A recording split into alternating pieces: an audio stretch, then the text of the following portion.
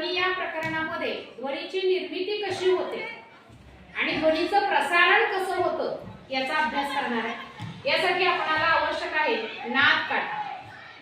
इथं जी आकृती आपल्याला दिसते ती नाद काट्याची। ह्या ज्या दोन भुज आहेत त्या नाद काट्याच्या दोन भुज आहेत।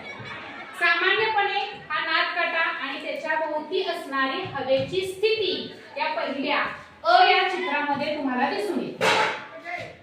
ध्वनीच्या निर्मितीसाठी कंपनाची गरज असते। कंपन म्हणजे काय की जेव्हा एखादी वस्तू आपण एखाद्या आधारकावरती आदळतो तेव्हा त्याच्या भुजांची हालचाल आत बाहेर होत असते, त्याला आपण म्हणतो कंपन। या ठिकाणी हा नाद काटा एका रबरी आधारकावरती आदळलेला असताना त्याच्या दोन भुजा बाहेरच्या बाजूला गेल्या किंवा जी भुजा आपण आदळलेली असेल ती बाहेरच्या बाजूला गेली।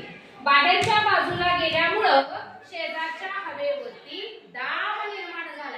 तिथले रेणू जवळ आलेले आहेत। जवळ आलेला हवेचा जो भाग आहे ज्याच्यावरती नाद काट्याच्यामुळे दाब निर्माण झालाय त्याला म्हणायचं संपीडन।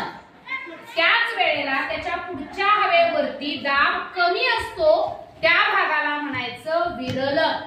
म्हणजे संपीडन म्हणजे असा दाब आणि घनता जास्त असते त्याला म्हणायचं संपीडन, आणि ज्या हवेवरती दाब आणि घनता कमी असते त्याला म्हणायचं विरलन। ओके, म्हणजे अशा पद्धतीनं हवेच्या पृष्ठभागावरती किंवा हवेवरती एकाएक संपीडन आणि विरलन यांची मालिका सुरू होते।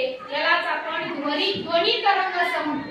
आणि हा ध्वनी तरंग हवेमार्फत तुमच्यापर्यंत प्रसारित होतो, याला म्हणायचं ध्वनीचं प्रसारण।